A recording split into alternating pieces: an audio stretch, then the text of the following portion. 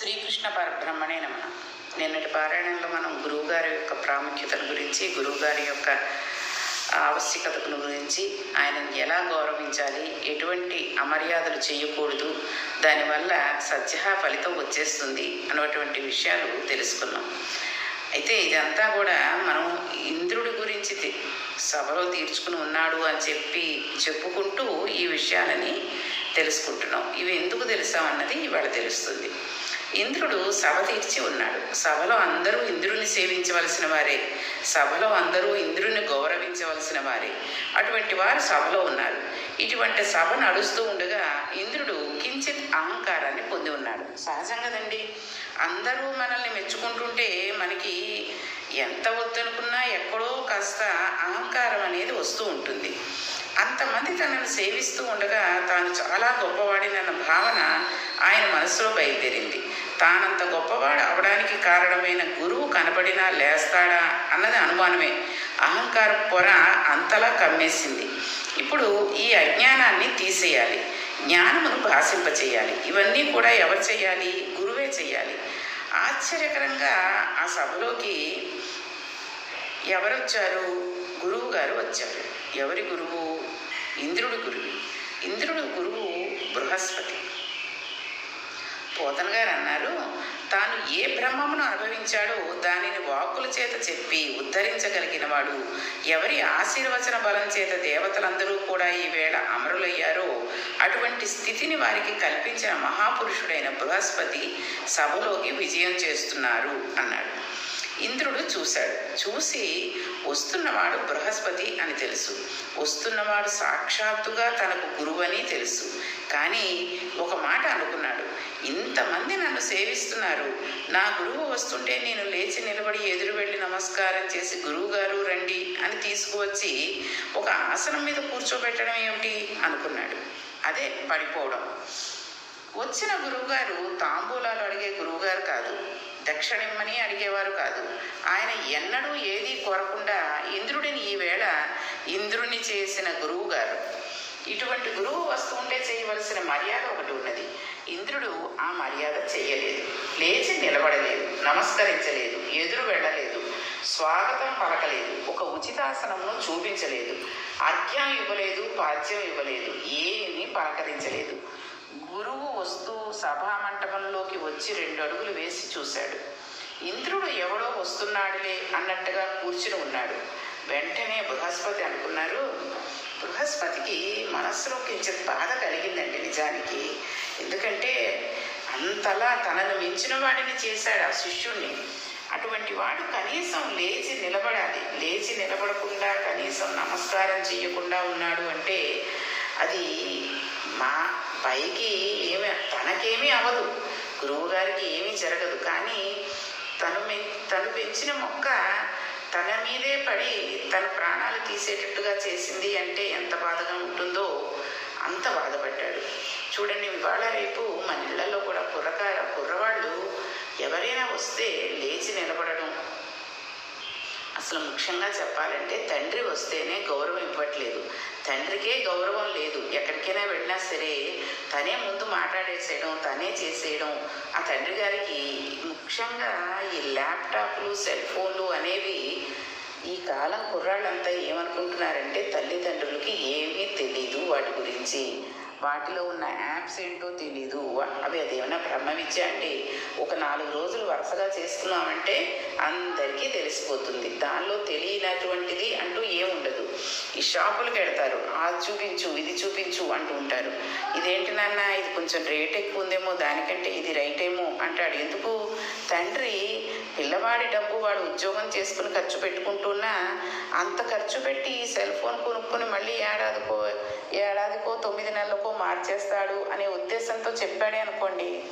ఇప్పుడు తెలియదు, నీకు తెలియదు నాన్న, ఇప్పుడు కొత్త ఫ్యాషన్ ఇదే ఇప్పుడు నడుస్తోంది అని షాపు వాడి ఎదురుగుండానే తీసేస్తాడు. పోనీ చూసి అది కూడా చూద్దామా నాన్న, చూడండి అయితే దానికి దీనికి ఈ తేడా ఉంది కాబట్టి ఇదే కొంచెం మంచిది అని అది సౌమ్యంగా చెప్పాడనుకోండి, ఆ తండ్రి ఎంతో సంతోషిస్తాడు. అదే విసుక్కుంటే అవతలవాడి ముందు నన్ను పరువు తీసేశాడు, నన్ను సరిగ్గా మాట్లాడలేదు అని పైకేమి అంటూ నవ్వుతూనే ఉంటాడు. మనస్సులో ఎంత బాధపడతాడో, తను తండ్రి అయ్యి తన కొడుకు అలా అన్న రోజులు కానీ ఆ పిల్లవాడికి తెలియదు.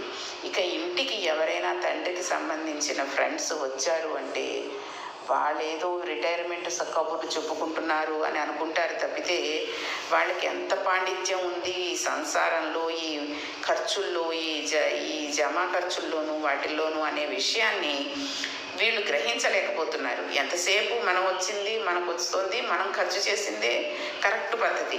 నాన్న వాళ్ళు పిసినగొట్టు వాళ్ళు ఖర్చు పెట్టేవాళ్ళు కాదు, వాళ్ళు ఒక ఎంజాయ్మెంట్ లేదు వాళ్ళకి. ఇలాంటివే ఆలోచిస్తున్నారు తప్పితే ఆ డబ్బును కూడబెట్టి రేపొద్దున వీళ్ళు చదువుకోవడానికి ఎంత ఉపయోగపడింది, వీళ్ళు ఇంత స్థాయిలోకి రావడానికి ఆ డబ్బు ఎంత ఉపయోగపడింది అనే విషయాన్ని గ్రహించలేకపోతున్నారు. ఇంత రేట్లు పెట్టి ఎందుకు నాన్న అంటే ఆ రోజులు వేరు ఈ రోజులు వేరు నాన్న అంటారు. అలాగే తల్లిని కూడా ఈ ఆడపిల్లలు మగపిల్లలు కూడా తీసి పారేయడాలు జరుగుతూ ఉంటుంది. అది గురువు విషయంలోనే కాదు, గురువు తండ్రి కూడా అసలు గురువే. స్నాతకం చేసి గాయత్రి మంత్రాన్ని ఉపదేశింపజేశాడు, తర్వాత స్నాతకం చేశాడు కాబట్టి తండ్రి కూడా గురువే, తల్లి కూడా గురువే. ఆడపిల్లలకి ఇలా ఉండాలమ్మా, ఇలా ఉండాలి, రేపు పొద్దున్న అత్తారింటికి వెళ్ళినప్పుడు ఇలా చెయ్యాలి అని అంటే నేనెందుకు చేస్తాను, ఆవిడే వచ్చి కాఫీ ఇచ్చేటట్టుగా చేసుకుంటాను, ఇలాంటి మాటలు అనేవాళ్ళు అధోగతికి వెళ్ళిపోతారు. ఇవాళ ఏదో సరదాగా అన్నారు అని అనుకుంటున్నారు తప్పితే అది చాలా తప్పు. తల్లిదండ్రులకి ఎంత రెస్పెక్ట్ ఇస్తున్నావో అత్తమామలకు కూడా అంత రెస్పెక్ట్ ఇచ్చిన రోజే నీ జీవితం. వాళ్ళు ఇచ్చారా లేదా అన్నది పక్కన పెట్టాలి. మనం మన జీవితానికి సంబంధించినంత మటుకు మన ధర్మంగా మనం చేయగలుగుతున్నామా లేదా అన్నదే చూడాలి. కాబట్టి ఒక గురువు టీచరు, మనకి స్కూల్లో చెప్పిన టీచరు దారిలో కనబడినా నమస్కారం పెట్టి బాగున్నారండి, ఎలా ఉన్నారు, ఇలా చేస్తున్నాను, ఏం చదువుతున్నావు, ఇది చదువుతున్నాను, ఏం ఉద్యోగం, ఈ ఉద్యోగం చేస్తున్నానండి, పర్వాలేదండి బాగున్నాను, ఇలాగే మాట్లాడాలి తప్పితే నేను ఇప్పుడు పెద్ద చేస్తున్నానండి, నా ప్యాకేజ్ ఇంతండి, ప్యాకేజ్ ఎందుకు, టీచర్ గారు అడిగారా నీ ప్యాకేజ్ ఎంత వస్తుంది అని అడిగినప్పుడు చెప్పు, అంతేగాని ముందే అది ఎందుకు చెప్పుకోవడం. కాబట్టి గురువులకు ఇవ్వాల్సిన మర్యాద ఇవ్వకపోతే అది వెంటనే దాని ఫలితం తప్పకుండా కలిగి తీరుతుంది. కాబట్టి ఇవన్నీ తలుచుకుని బృహస్పతికి మనసులో కాస్త బాధ కలిగింది. నేను ఇంద్రుణ్ణి ఇంతటి వాడిని చేశాను, వీడు ఇంతటి వాడు కావడానికి కారకుడైన నేను సభలో కనబడితే లేచి నిలబడి నమస్కరించలేదు. అటువంటి సభలోకి బృహస్పతి వెళ్ళి కూర్చుంటే ఇంద్రుడు ఎంత అనాధారం చేస్తుంటే అంత పాపం ఇంద్రుణ్ణి కట్టి కుడిపేస్తుంది. నిజంగా బృహస్పతి పుణ్యాత్ముడే, ఉద్ధరించాలంటే ఇంక తన ఆ సభలో ఉండకూడదు. వీడు ఇవాళ నేను దేవలోకమునకు అధిపతిని అనే మదవికారమును పొందాడు కాబట్టి నేను ఇంక ఇక్కడ కనబడకూడదు అనుకున్నాడు. చూసారా, గురువు అంటే అది. భాగవతంలో ఎంత మంచి మంచి విషయాలు చెప్తున్నారో చూడండి. గురువు తను పిలవకపోయినా, తను మర్యాద చేయకపోయినా, తను నమస్కరించకపోయినా శిష్యుడు అలాంటి అవమానం చేసినా తను వెళ్ళి అక్కడ కూర్చోవచ్చు. కానీ దానివల్ల ఏమవుతుంది, ఇంద్రుడికి పాపం పెరిగిపోతుంది. కాబట్టి ఇంద్రుడికి పాపం పెరగకూడదు అంటే శిష్యుడు బాధపడకూడదు అని చెప్పి బృహస్పతి వెనక్కి తిరిగి వెళ్ళిపోయాడు. సాధారణంగా గురువు పట్ల మర్యాద అధికారం వల్ల పోతుంది. కొందరు మహాత్ములు ఉంటారు, వాళ్ళు ఎంతటి అధికార సింహాసనం మీద ఉన్నా సరే గురువులు కనబడేసరికి అంత గౌరవంతో అంత మర్యాదతో ప్రవర్తిస్తారు. అందరూ అలా ప్రవర్తించగలరా అంటే అది మనం చెప్పలేం. కానీ కొంతమంది మాత్రం కేవలం గురువు పట్ల అమర్యాదతో ప్రవర్తించి వినాశనాన్ని తెచ్చుకోకుండా ఎంతో మర్యాదగా వాళ్ళు ఎంతటి గొప్ప స్థానంలో ఉన్నా సరే, ఒక గొప్ప మీటింగ్లో ఉన్నా సరే, గొప్ప సభలో ఉన్నా సరే గబగబా దిగి వచ్చి వాళ్ళకి మర్యాద ఇచ్చి వాళ్ళని కూర్చోబెట్టి అప్పుడు మళ్ళీ స్టేజ్ మీదకి వెళుతూ ఉంటారు. దీని గురించి రామకృష్ణ పరమహంస గారు ఒక ఆఖ్యానం చెబుతూ ఉంటారు. మనం ఇదివరకు తెలుసుకున్నదే, కానీ ఈ విషయం వచ్చేసరికి గబుక్కున మళ్ళీ చెప్పాలి అనిపిస్తూ ఉంటుంది. పూర్వం ఒక పేద బ్రాహ్మణుడు గంగానదికి ఆవలి ఒడ్డున రామకృష్ణ పరమహంసకు కనబడుతూ ఉండేవాడు. రామకృష్ణ పరమహంస ఎప్పుడైనా గంగ ఒడ్డుకు వెళ్ళగానే ఆ వ్యక్తి ఈయన కాళ్ళ మీద పడి నమస్కారం చేస్తూ ఉండేవాడు. ఒక రోజున రామకృష్ణ పరమహంస తన శిష్యుడితో కలిసి పడవ మీద ఇటువైపు నుంచి అటువైపుకు దాడుతున్నాడు. అవతల వైపున ఆ బ్రాహ్మణుడు, అంటే రోజు ఎవరైతే రామకృష్ణ పరమహంస కాళ్ళకి దండం పెట్టేవాడు ఉంటాడో ఆ బ్రాహ్మణుడు ఆ రోజున కాలు మీద కాలు వేసుకుని కూర్చున్నాడు. రామకృష్ణ పరమహంస పడవలోంచి దిగుతూ ఉంటేనే లేచి నిలబడిపోయేవాడు. వచ్చి గురువుగారి మీద కాళ్ళు మీద పడడానికి సిద్ధంగా ఉండేవాడు. అలాంటి వాడు కూర్చుని ఉంటే రామకృష్ణ పరమహంస తన శిష్యులతో, పూర్వం ఈ బ్రాహ్మణుడు నన్ను చూడగానే గురువుగారు అని నమస్కరించేవాడు. ఇప్పుడు అలా నమస్కరించడం లేదు. బహుశా ఇతనికి అనుకోకుండా ఏదో డబ్బు కలిసి వచ్చిందని నేను అనుకుంటున్నాను.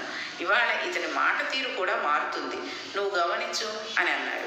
అని నావ దిగి ఏమీ తెలియనట్టు అటువైపు నుంచి వెళ్ళిపోతున్నారు.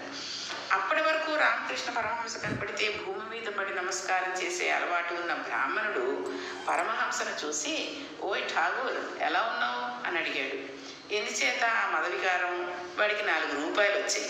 మనిషిని అధికారం కానీ, విద్య కానీ, డబ్బు కానీ మరింత వినయవంతుడిని చెయ్యాలి తప్ప ఏ విభూతి చేతనైనా వినయం పక్కకి వెళ్ళిపోయినట్లయితే ఈశ్వరుడు ఆ విభూతి ప్రకాశం చేతనే మళ్ళీ పాడు చేస్తాడు. అందుచేత అహంకారం అనేది పొడసూపకూడదు. గురువులైనా అంతే, వినయంతో ఉండవలసిందే.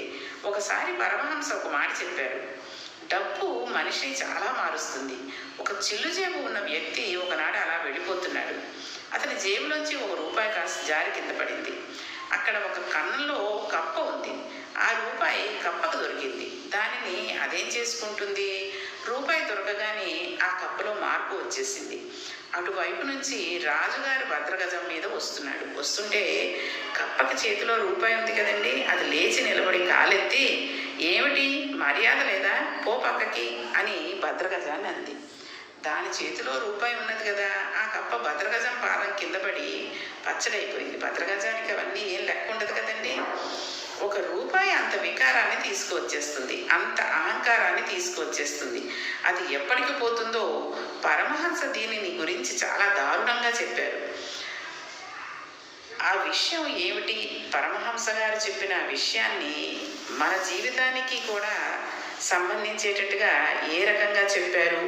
ఇందులో భాగవతంలో మరి అది కూడా కలిపితే కొంచెం మనం విషయాన్ని వివరంగా తెలుసుకోవచ్చు అనే ఉద్దేశంతో ఉన్నాం. ఎందుకంటే అహంకారం అనేది ఎలా వస్తుంది? 1 రూపాయి చేతిలో ఉంటే మనకి చూడండి, అధికారం ఉన్నా, విద్య ఉన్నా, డబ్బు ఉన్నా ఎటువంటి మదాంధకారాలు వచ్చేసి ఎంత గర్వం పడిపోతాము అనేది మనకి రామకృష్ణ పరమహంస గారు చెప్పారు. అదే విషయాన్ని, ఇంకో విషయాన్ని కూడా పరమహంస గారు చెప్పారు. ఆ విషయం ఏమిటి అన్నది రేపు మనం తెలుసుకుందాం. అంటే ఇవన్నీ కథ చెప్పకుండా పక్కన ఇవన్నీ చెబుతున్నాము అని అనుకోకండి. ఎందుకంటే ఈ విషయాలు కూడా మన జీవితానికి సంబంధించినవే కాబట్టి, మన జీవితంలో మనం నేర్చుకుని మన తప్పుల్ని సరిదిద్దుకోవాలి కాబట్టి ఈ విషయాలు కూడా ఇంకొకసారి చెప్పాల్సి వస్తుంది. కాబట్టి రేపు మనం ఈ అహంకారం అనేది ఎప్పటికి అడుగుతుంది, ఎలా అడుగుతుంది అనే విషయాన్ని ఒక ఉదాహరణతోటి తెలుసుకుందాం. శ్రీకృష్ణ పరబ్రహ్మణే నమః.